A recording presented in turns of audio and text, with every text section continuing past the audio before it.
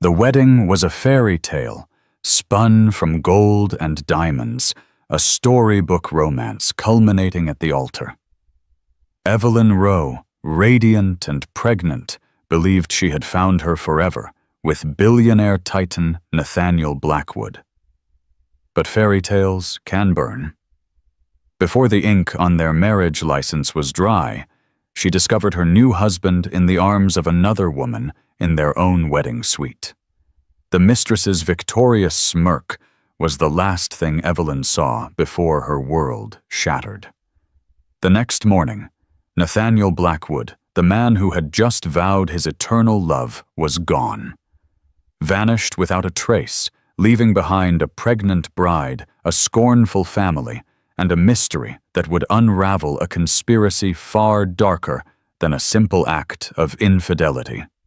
The late August air over the sprawling Greenwich, Connecticut estate was thick with the scent of white roses and old money. Evelyn Rowe felt like she was floating a dream given form in ivory silk and chantilly lace. The dress, a custom creation by a designer whose name was spoken in hushed, reverent tones, clung to her body, delicately accentuating the gentle swell of her stomach, a secret promise she and Nathaniel shared. At 4 months pregnant, she was filled with a profound, almost dizzying joy. From her vantage point on the marble terrace of Blackwood Manor, she watched the last of the sunlight bleed across the sky, painting the manicured lawns in hues of orange and violet. Guests. A constellation of the East Coast's most powerful figures mingled below their laughter like the clinking of fine crystal. This was Nathaniel's world, a world of dynastic wealth, of whispered stock tips and political favors exchanged over champagne. It was a world she was now a part of. It's breathtaking, isn't it? Evelyn turned, a smile blooming on her face. Nathaniel Blackwood stood behind her, impossibly handsome in his bespoke tuxedo. His dark hair was impeccably styled, and his eyes, the color of a stormy sea, held an intensity that still made her heart skip. He slid his arms around her waist, his large, warm hands coming to rest protectively over their unborn child. "It's perfect," she whispered, leaning back against his chest. "You're perfect." "We are," he corrected gently, his lips brushing her temple. "Everything I do, Evelyn, is for you, for this family." She believed him. How could she not? Nathaniel had pursued her with a single-minded determination that had swept her off her feet. She was an art historian, content with her world of dusty archives and quiet galleries. He was the CEO of Blackwood Industries, a global conglomerate whose name was synonymous with power. They were an unlikely pair, and she knew many, including Nathaniel's own mother, saw her as little more than a gold-digging interloper. A flicker of movement caught her eye. Genevieve Blackwood, the family's formidable matriarch, was watching them from across the terrace. Her expression was as unreadable and cold as the diamond choker at her throat. Genevieve had made her disapproval of Evelyn plain from the start, her polite inquiries always feeling like interrogations, her compliments laced with subtle barbs. She saw Evelyn not as a daughter-in-law, but as a weakness in the fortress of the Blackwood dynasty. Nathaniel seemed to sense her unease. "Ignore her," he murmured into her ear. "Tonight is about us. Nothing and no one else matters." He led her to the dance floor for their first dance. As the orchestra swelled into a hauntingly beautiful melody, the world melted away. It was just the two of them swaying in the center of their own universe. He looked down at her, his gaze so full of adoration that it chased away the last of her doubts. This was real. This love was real. The reception was a blur of well-wishes, toasts, and endless smiles until her cheeks ached. Her best friend, Jenna Hayes, A fiery redhead with a no-nonsense attitude squeezed her hand. "You look stunning, Ev. But seriously, that old dragon Genevieve has been staring daggers at you all night. If she tries anything, I've got a glass of Cabernet with her name on it." Evelyn laughed, a genuine happy sound. "It's fine. She'll come around. If she doesn't, we'll short sell her favorite charity," Jenna quipped, making Evelyn laugh again. As the night wore on, a sense of fatigue began to settle deep into her bones. The baby was making its presence known. Excusing herself, she decided to head up to their bridal suite to rest for a few minutes before the final send-off. She wanted to slip into the comfortable silk robe waiting for her and kick off the beautiful but punishing heels. The grand staircase of the manor was quiet, the sounds of the party below muffled by thick oak doors. She walked down the long carpeted hallway, her heart light. The suite was at the end of the west wing, a private sanctuary Nathaniel had personally overseen the decoration of. She pushed open the heavy door, a soft smile on her lips, ready to call down to her new husband. "Nathaniel, I just need a—" The words died in her throat. The room was dimly lit, save for the moonlight streaming through the floor-to-ceiling windows. But it was enough. It was more than enough to see the scene laid out before her. A woman with platinum blonde hair, her back to the door, was pressed against the wall. Nathaniel stood before her, his hands tangled in her hair, his tuxedo jacket discarded on the floor. Their mouths were locked in a feverish, desperate kiss that spoke of a deep and searing familiarity. It was not a stranger's kiss. It was not a mistake. For a moment, Evelyn's brain refused to process what her eyes were seeing. It was a trick of the light, a hallucination brought on by exhaustion. But then the woman pulled back slightly, turning her head. Evelyn's blood ran cold.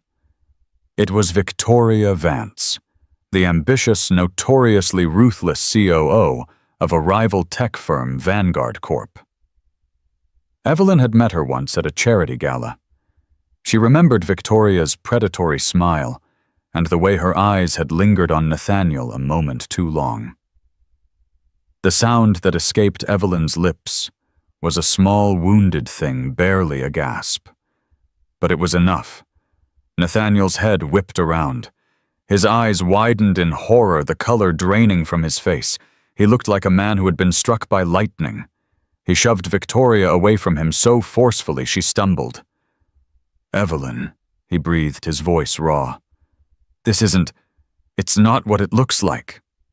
The cliché was so absurd, so insulting, that it broke through her shock, replaced by a wave of white-hot fury. Victoria Vance, however, simply smoothed down her shimmering silver dress. She turned fully, and unlike the panic on Nathaniel's face, hers was a mask of cool, triumphant amusement. A slow, venomous smirk spread across her perfectly painted red lips. She looked Evelyn up and down, her gaze lingering for a heart-stopping second on Evelyn's barely there baby bump. "Well," Victoria purred, her voice dripping with condescension. "The blushing bride. It seems the party's over." The smirk. That was the thing that shattered Evelyn's world into a million irreparable pieces. It wasn't just a betrayal. It was a victory lap. Evelyn looked from Victoria's gloating face to her husband's, the face of the man who just hours ago had promised to cherish and protect her for all of his days. The man who was the father of her child. She didn't scream. She didn't cry. A chilling, terrifying calm washed over her. She took one last look at the scene, the man she loved, the woman who had ruined her, the opulent room that was meant to be their haven, now a gilded cage of lies, and she turned and walked away, the sound of her own heartbeat thundering in her ears like a death knell. Evelyn didn't remember walking back down the hallway. Her feet moved on their own, carrying her away from the wreckage of her life. She found an unused sitting room, the air cold and stale, and sank into a velvet armchair, her body trembling uncontrollably. The silk of her wedding dress felt like a shroud. Each joyful memory from the day was now tainted, replaying in her mind as a cruel joke. Nathaniel's loving words, his tender kisses, the vows they had exchanged before God, and 300 witnesses, all of it was a lie. She sat there for what could have been minutes or an hour, wrapped in a cocoon of silent agony. The distant music of the party was a form of torture. Finally, the door creaked open. It was Jenna, her face etched with concern. "Ev, what's wrong? You look like you've seen a ghost." The dam broke. Evelyn's story came out in a torrent of choked sobs and fractured sentences. "Nathaniel, with Victoria Vance, in our room, She couldn't finish. She didn't have to. Jenna's face transformed from concern to pure, unadulterated rage. "That son of a bitch! I'll kill him! Where is he?" She made to stand, but Evelyn grabbed her arm, her grip surprisingly strong. "No, I want to go home." Home. The word felt foreign. The apartment she'd kept, the one Nathaniel had wanted her to sell, was the only place she could think of. Not this cold, monstrous house. Jenna, ever the protector, swung into action. She navigated them out a side entrance, avoiding the lingering guests and the prying eyes of the staff.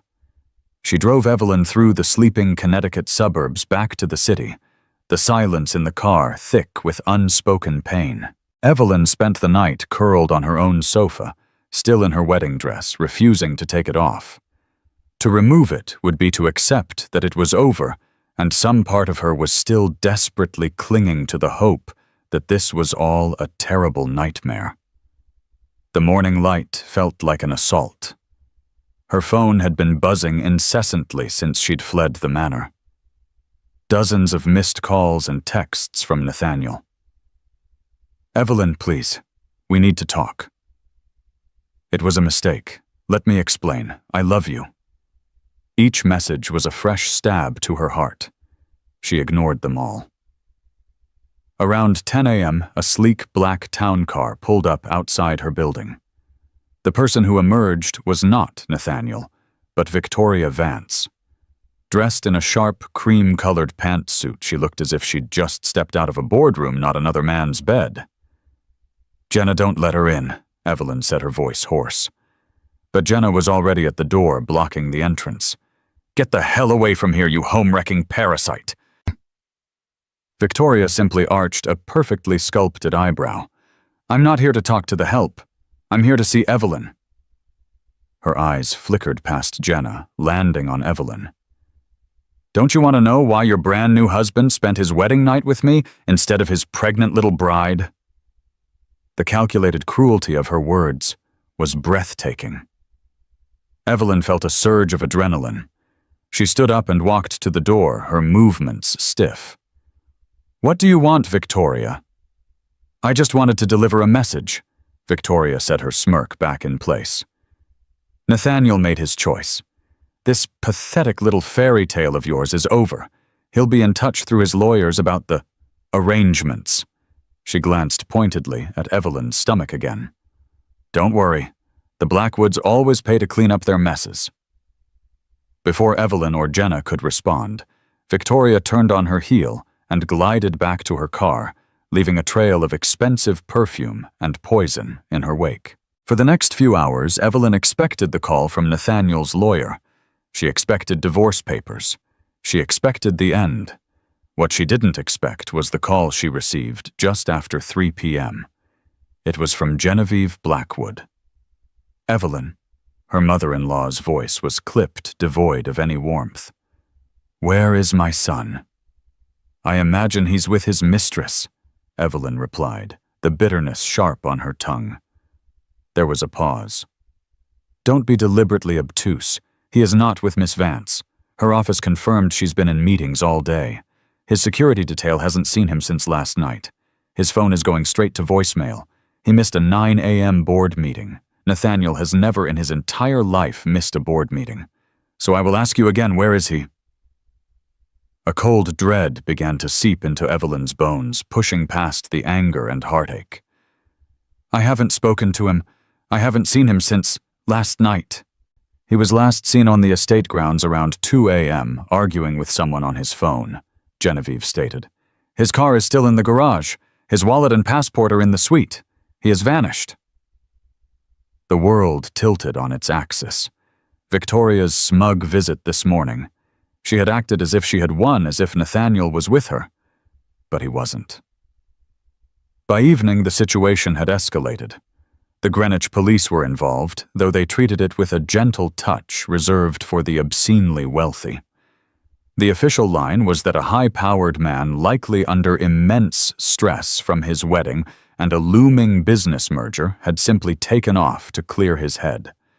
They were polite, but dismissive. He'll turn up in a few days in the Hamptons with a headache, Mrs. Blackwood, one of the detectives had said to her with a condescending pat on the arm. Evelyn was forced to return to the manor to give a statement. The house, which had been a symbol of her dreams just 24 hours earlier, now felt like a mausoleum. The scent of roses was cloying funereal. Genevieve treated her with icy suspicion, her eyes scanning Evelyn as if searching for clues to her son's disappearance. The implication was clear. The distraught, scorned new bride was the most likely suspect. You had a fight, Genevieve stated, her voice like chipping ice. What did you say to him? Did you threaten him? He was cheating on me, Genevieve, on our wedding night. Evelyn's voice cracked. I walked away. That was it. Victoria Vance was also questioned. She played the part of the concerned business associate, beautifully admitting that she and Nathaniel had a complicated history, but denying any knowledge of his whereabouts. She expressed her deepest sympathies for the poor, distraught bride. The police bought it hook, line, and sinker. Days turned into a week. The media got wind of the story, and it exploded. Billionaire Groom Vanishes after lavish wedding. Photos of her and Nathaniel smiling and in love were splashed across every news site, juxtaposed with grainy paparazzi shots of a stone-faced Victoria. The narrative they spun was a sordid tale of a love triangle gone wrong. Evelyn became the tragic, pregnant wife, Victoria the glamorous other woman, and Nathaniel was the man who had simply walked away from it all. But Evelyn knew with a certainty that settled deep in her soul that it wasn't true. Nathaniel wouldn't just leave. He was meticulous, a control freak. He wouldn't abandon his company, his family, his child, not without a word. The police closed the active investigation after 2 weeks, classifying him as a voluntary missing person. The world moved on, but Evelyn couldn't. She was left alone in the vast, silent manor, a prisoner in her gilded cage, with the ghost of her husband, the scorn of his family, and a baby growing inside her that might never know its father. The last image seared into her mind was Victoria's triumphant smirk, a smirk that said she knew more than she was telling. And Evelyn realized that if she was ever going to find out what happened to Nathaniel, she would have to do it herself. A month crawled by, each day longer and emptier than the last. The media frenzy subsided, replaced by the relentless humming silence of Blackwood Manor. Genevieve had insisted Evelyn remain at the estate, a decision that felt less like concern and more like house arrest. For the sake of appearances, she'd said, and for the security of my grandchild. The staff moved around her like specters, their polite greetings laced with pity and suspicion. Evelyn was the woman whose husband had abandoned her on their wedding night. She was a tragic figure, a scandal. Her pregnancy was more pronounced now, a constant physical reminder of the life she and Nathaniel had planned together. Some days the grief was a leaden weight pinning her to the bed. On other days, a slow burning anger propelled her forward. She refused to be the victim in this story. She refused to let her child be born into a world where their father was a coward who ran away. She knew in her heart there was more to the story. Nathaniel, for all his faults, was a creature of habit and control. His study, a sanctuary of mahogany and worn leather, had become Evelyn's focus. The police had given it a cursory search, but she knew they wouldn't have known what to look for. She, on the other hand, had spent countless hours in this room while he worked learning the rhythm of his life. The room was exactly as he'd left it. A stack of files on his desk, a Mont Blanc pen lying beside an open ledger. But something was off. A specific file 1 he had been working on obsessively for weeks before the wedding was missing. It was a thick, dark blue binder labeled Project Nightingale. She had asked him about it once, and he'd been uncharacteristically evasive, just saying it was a revolutionary energy project that would change the future of the company. Now, it was gone. She also noticed faint scratch marks near the base of the enormous built-in bookshelf, as if someone had tried to pry something open. She ran her fingers over the wood, feeling the small imperfections. It was a dead end for now, but she filed the detail away. Her relationship with Genevieve remained fraught with tension. The older woman kept her at a distance, her conversations limited to inquiries about Evelyn's health and the babies. Yet Evelyn occasionally saw cracks in her icy facade. She would find Genevieve standing in the doorway of the study late at night, a lost look on her face, or notice her staring at a photograph of Nathaniel with an expression of profound sorrow. Genevieve was grieving too, but her pride and suspicion were a fortress she refused to abandon. Jenna was her lifeline.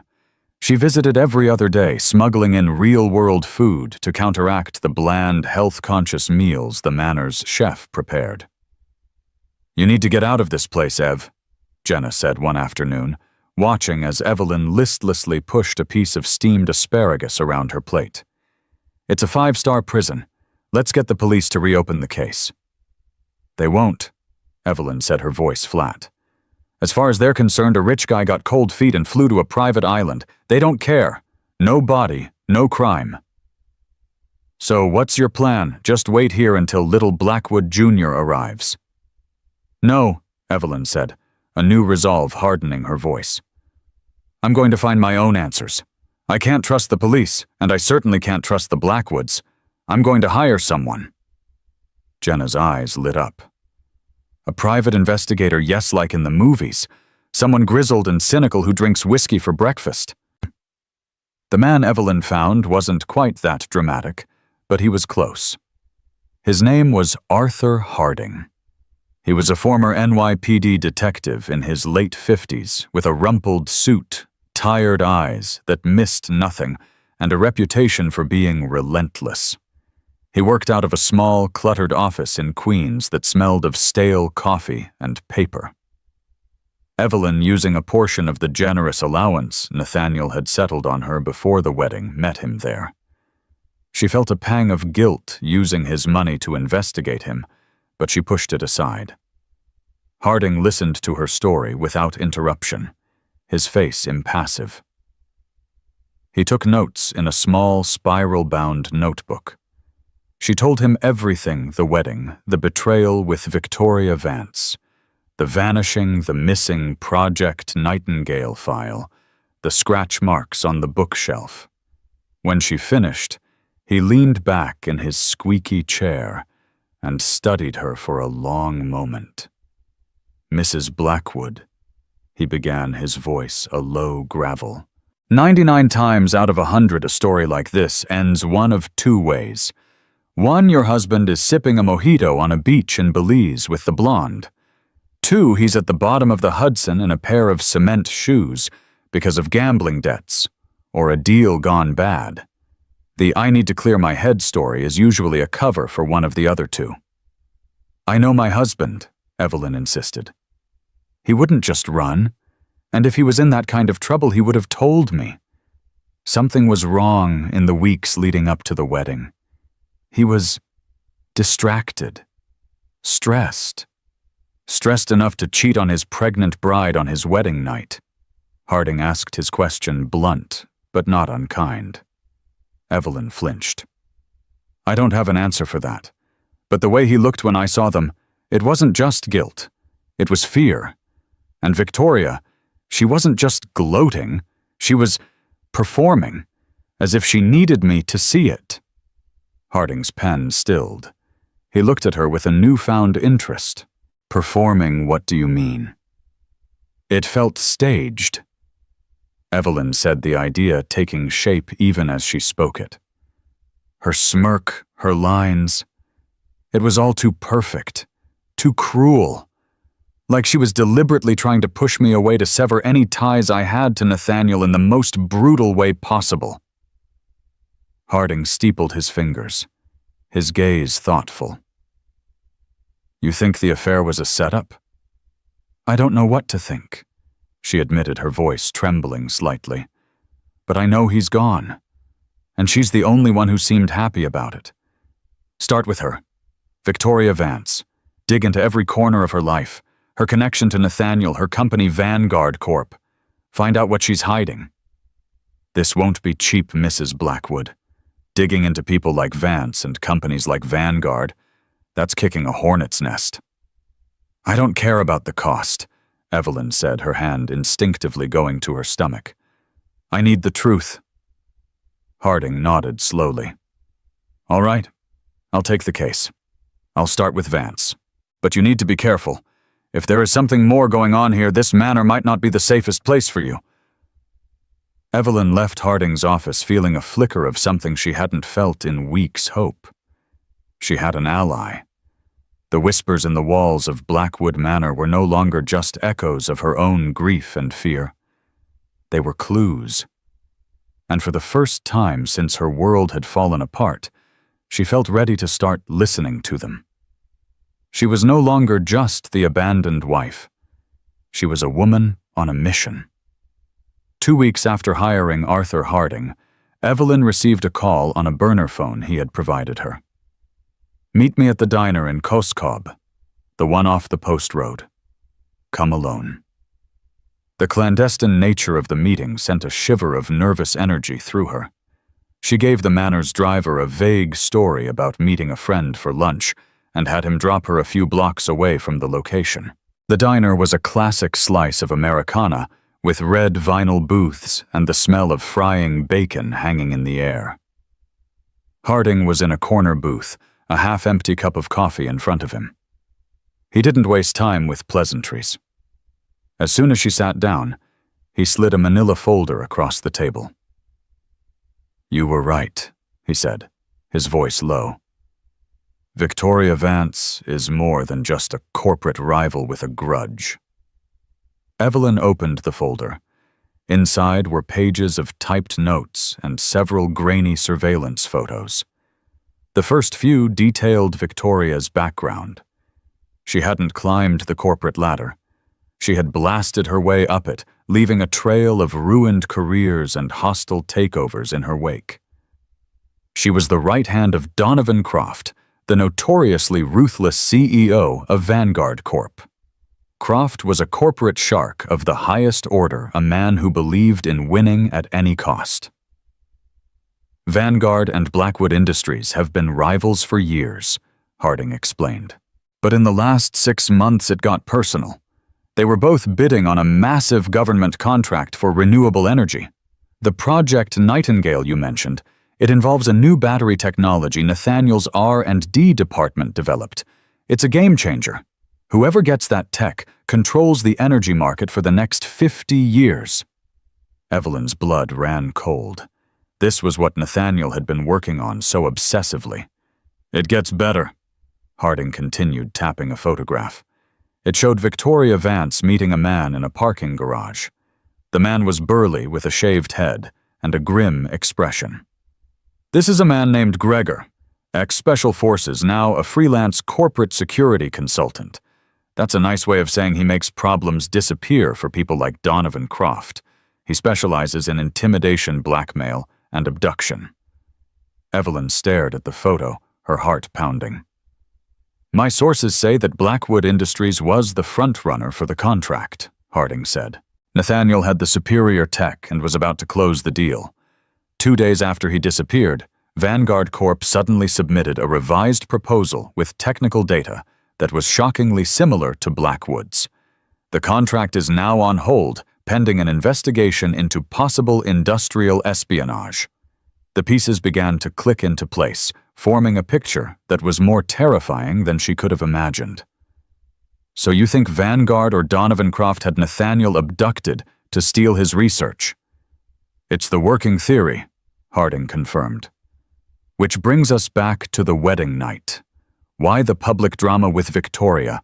Why not just snatch him quietly, to discredit him?" Evelyn whispered, the realization dawning on her.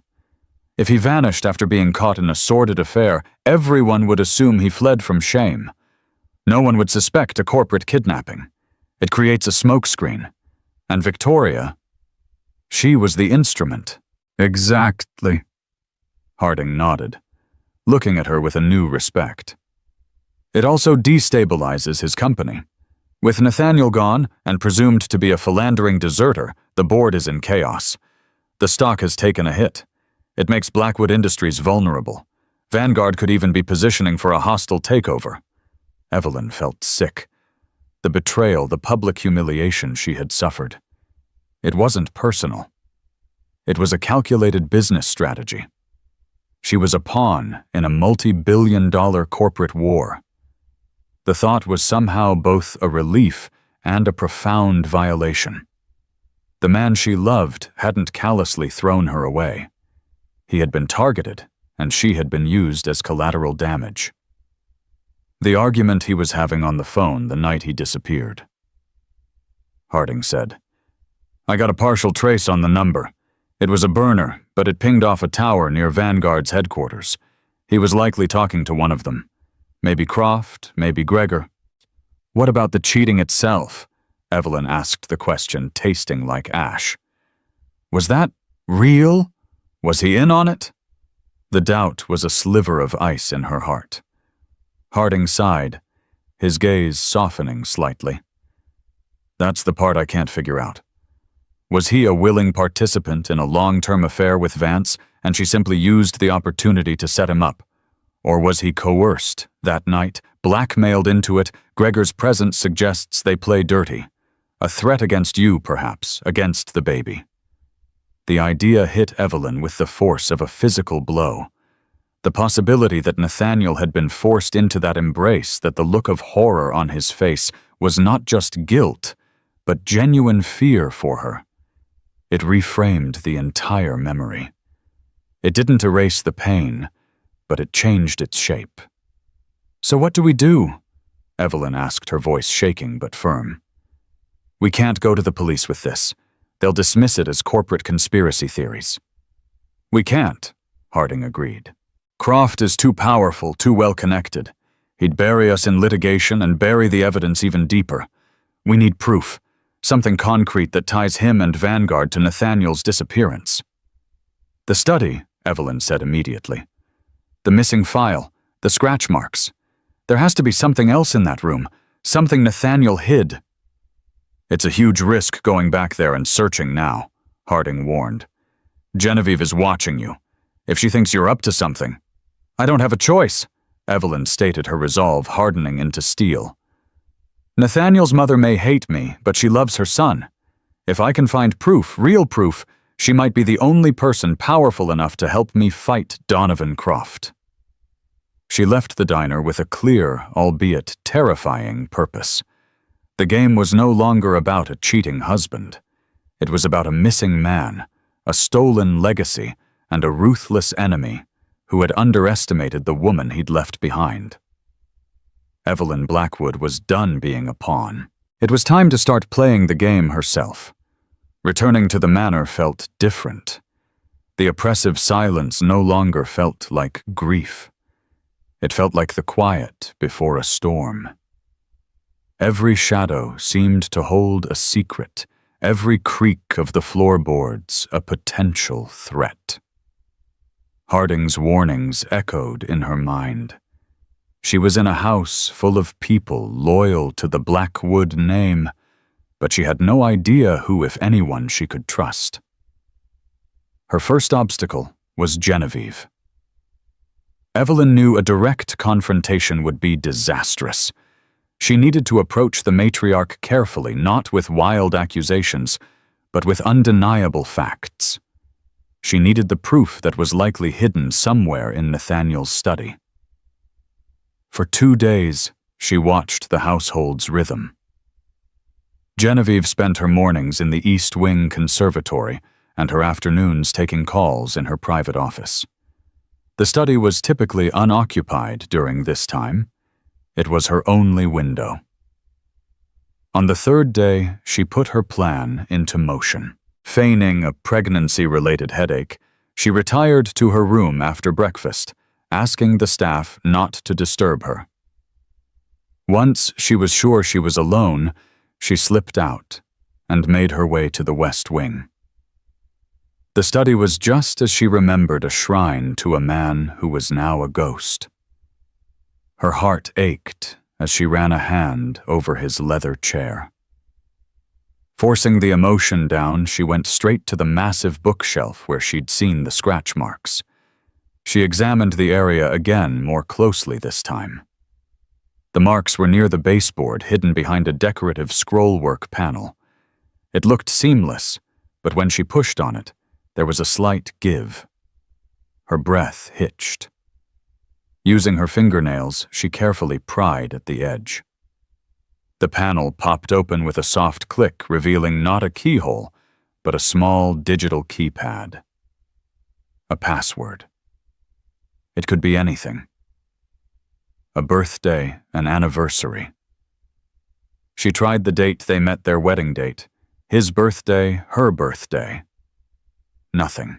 After the 5th failed attempt, the keypad flashed red and went dark, a 10-minute lockout. Panic began to set in. She was about to give up when the door to the study swung open. Genevieve Blackwood stood there. Her arms crossed her face, a thunderous mask. "Looking for something, Evelyn." Evelyn froze her blood, turning to ice. She was caught. "Genevieve, I can explain." "Can you?"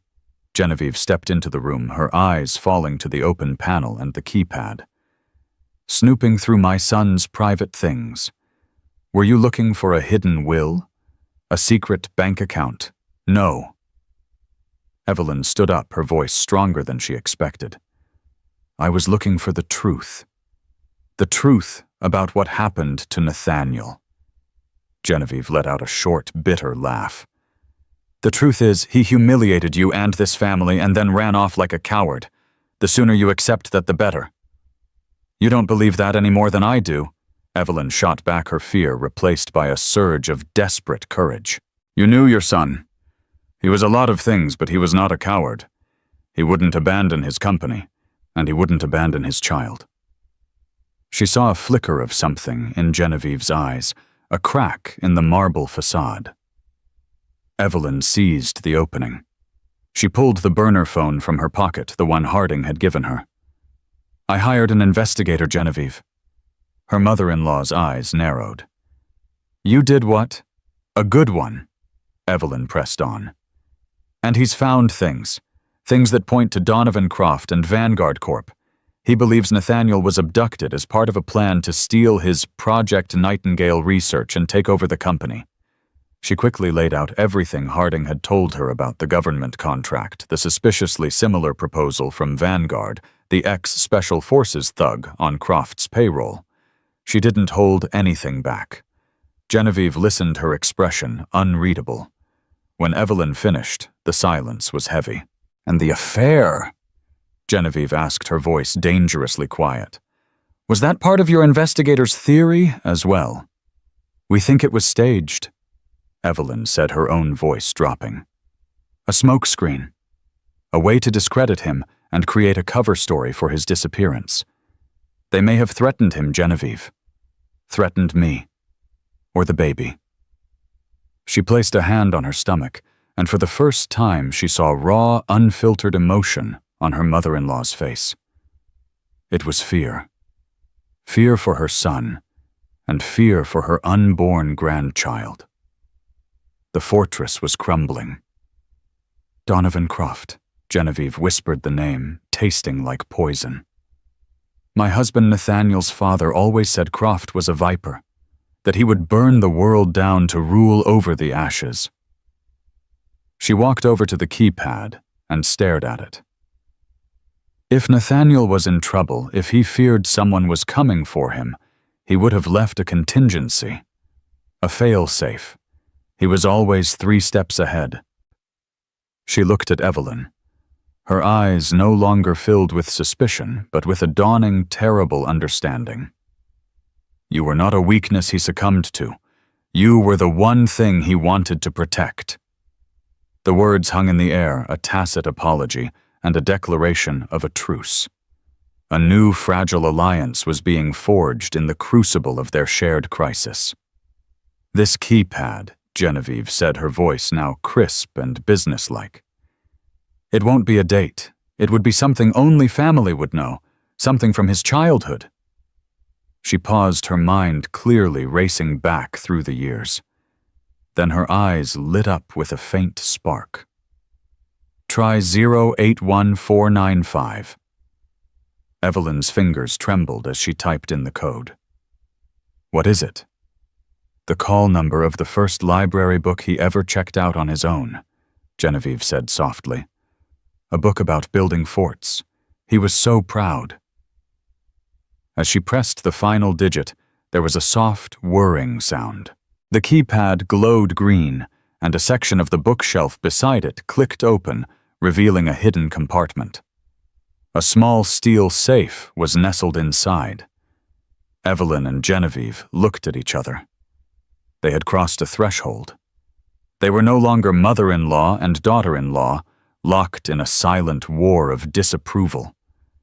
They were partners united by the man they both loved and standing before the first real clue that could bring him home, or failing that bring his enemies to justice. The safe was a formidable block of polished steel. It wasn't a combination lock, but a biometric scanner requiring a fingerprint. Genevieve's regal composure faltered for a moment. Of course, she murmured in frustration. Nathaniel's fingerprint. We're no further ahead. Evelyn's mind raced. Nathaniel was meticulous, but he was also sentimental. He planned for every contingency. If he'd set this up knowing he might be taken, he would have created a backup. Is there anyone else? Evelyn asked. Someone he trusted implicitly. Someone whose fingerprint might also be registered. Genevieve was about to say no, when a new voice spoke from the doorway. Try me. They both turned. Oliver Blackwood, Nathaniel's younger brother, stood leaning against the doorframe. Oliver was the family's charming rogue, a stark contrast to his serious older brother.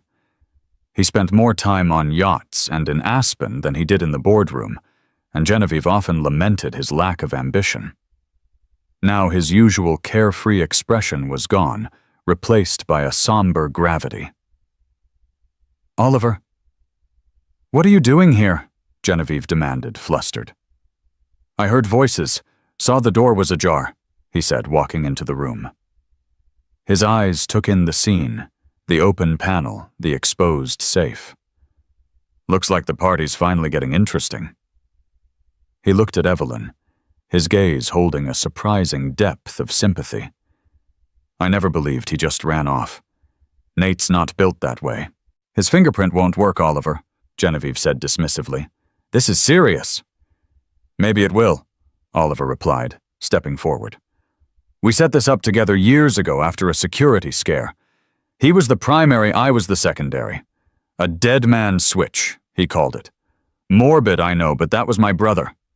Without another word, Oliver placed his thumb on the scanner. It glowed blue whirred for a second, and then the safe unlocked with a heavy, satisfying thud. Evelyn's heart leaped into her throat. Oliver pulled the heavy door open. The contents were not what she expected.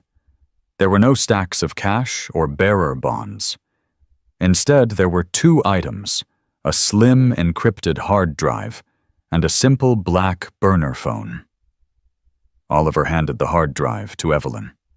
This is it, his insurance policy. They took the items to the large monitor on Nathaniel's desk. Oliver, who despite his playboy persona, was a tech prodigy, connected the drive. A password prompt immediately filled the screen. Here we go again, Genevieve sighed. Don't worry, I know this one too, Oliver said with a sad smile. It was the name of his dog when we were kids, the one he rescued from the shelter. He typed in the letters SHADOW. The screen flickered, and a single protected video file appeared. Oliver clicked play. Nathaniel's face filled the screen. He looked tired, stressed, and was sitting in this very study. The video was time-stamped just 3 days before the wedding. If you are watching this, he began, his voice strained, it means I'm gone, and things have gone terribly wrong. He looked directly into the camera, and Evelyn felt as if he were speaking directly to her. For the past 6 months, I've been under pressure from Donovan Croft and Vanguard Corp. He wanted my Project Nightingale technology. I refused to sell. So he tried other methods. Threats, blackmail. He uncovered a financial mistake my father made years ago, something that could tarnish the Blackwood name. He threatened to expose it. Genevieve gasped, her hand flying to her mouth. I fought back. Nathaniel continued, his jaw tight with anger. And in doing so, I uncovered something much worse. Croft isn't just a corporate shark. He's a criminal. Vanguard has been using shell corporations to do business with sanctioned regimes, funding conflicts to gain access to rare earth minerals needed for our kind of technology. Project Nightingale would have made his entire illegal supply chain obsolete and exposed him in the process. He wasn't just trying to steal my tech, he was trying to ensure his own survival. He paused, running a hand through his hair. He knows that I know. His threats have escalated. He mentioned you, Evelyn. He mentioned our baby. I realized he wouldn't just stop at me. He would come after my family. Tears streamed down Evelyn's face. Harding had been right. Which brings me to the wedding, Nathaniel said, his expression turning to one of deep pain. Victoria Vance has been on Croft's payroll for years. She was his weapon. They gave me an ultimatum: throw the deal, discredit myself, and push my family away, or they would harm Evelyn.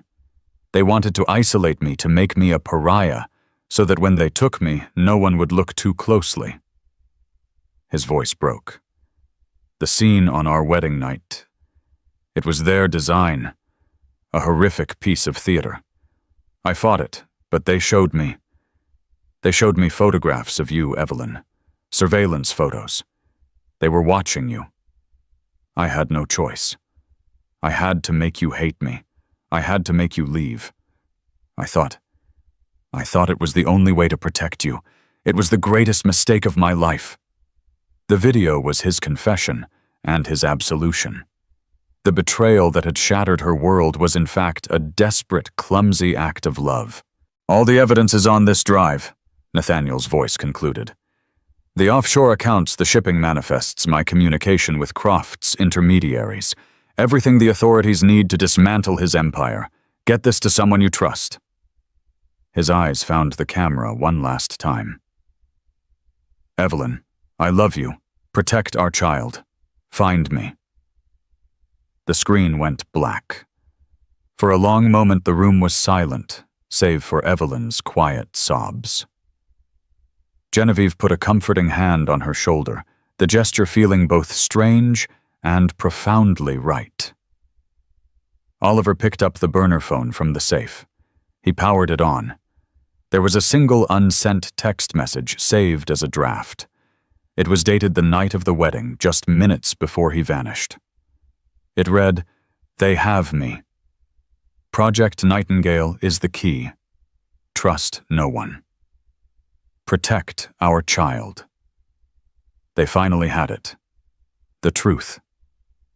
Nathaniel wasn't a runaway groom. He was a prisoner of war in a corporate conflict. The betrayal was a sacrifice, and the people responsible had names and faces. The grief in the room began to recede, replaced by something cold, hard, and resolute. Justice. The revelation from the hard drive transformed the atmosphere in Blackwood Manor from one of mourning to a clandestine war room. The lines of battle had been drawn. On one side stood Evelyn Genevieve, and Oliver, an unlikely triumvirate of a betrayed wife, a grieving mother, and an underestimated brother. On the other side was Donovan Croft, a man who commanded a shadowy empire, shielded by wealth and power. Genevieve, galvanized by the truth about her son, became the formidable matriarch Evelyn had only ever seen glimpses of. The icy disapproval was replaced by a steely, pragmatic fury. She worked her network, making quiet calls to powerful, trusted contacts in finance and politics, people whose loyalty was to the Blackwood family, not just the company. She spoke in hypotheticals and veiled warnings, planting seeds of doubt about Vanguard Corp., priming the ground for the storm to come. Oliver, shedding his carefree persona like a snake, sheds its skin, became their technology and strategy expert. He made multiple encrypted copies of the hard drive, storing them in secure locations. He worked with Harding to analyze the data, cross-referencing shipping logs with shell corporations, creating an unassailable chain of evidence that linked Donovan Croft directly to international crimes. He proved to be as brilliant and meticulous as his older brother, his laid-back nature a clever camouflage for a razor-sharp mind. Evelyn was the heart of the operation. She was the keeper of Nathaniel's memory, the moral compass that guided their mission. She pored over his notes on Project Nightingale, not just the technical data, but his personal annotations about his vision for the project to create clean, affordable energy to build a better world for his child. This wasn't just about revenge or rescuing Nathaniel anymore. It was about protecting his legacy. Harding became their field general. Working with the irrefutable proof from the drive, he quietly approached a contact he trusted at the Department of Justice, someone in the complex financial crimes unit who was known for being immune to political pressure. He presented the case not as a kidnapping, but as a matter of national security and massive financial fraud, ensuring it would be handled by the most serious investigators. The days were a blur of hushed meetings, encrypted emails, and strategic planning. Evelyn found a strength she never knew she possessed. The vulnerability of her pregnancy was now a source of power. She was fighting for her child's future, for their right to know their father as the hero. He was not the villain the world believed him to be.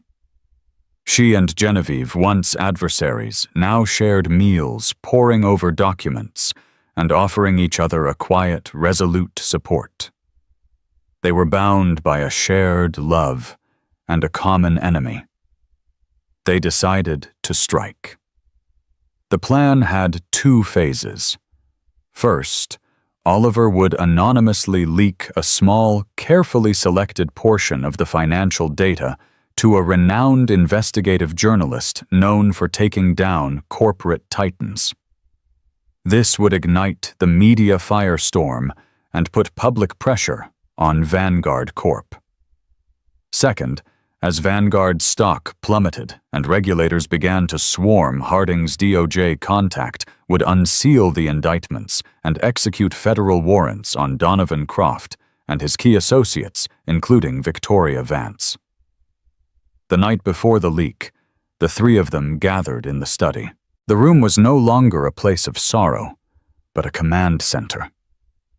"Once we do this, there's no turning back," Genevieve said, her voice steady. "Croft will retaliate. He will try to harm us." "We'll be ready," Oliver stated, his eyes fixed on his laptop screen. He had already arranged for enhanced security for all of them. Evelyn walked to the window, looking out at the dark, sprawling grounds of the estate. She rested a hand on her stomach, feeling the strong, reassuring kick of her baby. She was no longer the naive, love-struck girl in the wedding dress. The fire of her ordeal hadn't consumed her. It had forged her into something stronger. The pain of Nathaniel's betrayal had been replaced by a profound understanding of his sacrifice. She had found the truth. She had cleared his name. Now it was time to bring him home. "Do it," she said, her voice clear and unwavering. With a final keystroke, Oliver sent the encrypted file. The first shot in their war had been fired. The outcome was uncertain. The path ahead was perilous. Donovan Croft was a wounded animal, and wounded animals are the most dangerous. They still didn't know where Nathaniel was or if he was even alive. But looking at the determined faces of Genevieve and Oliver, feeling the life moving inside her, Evelyn knew they would not fail.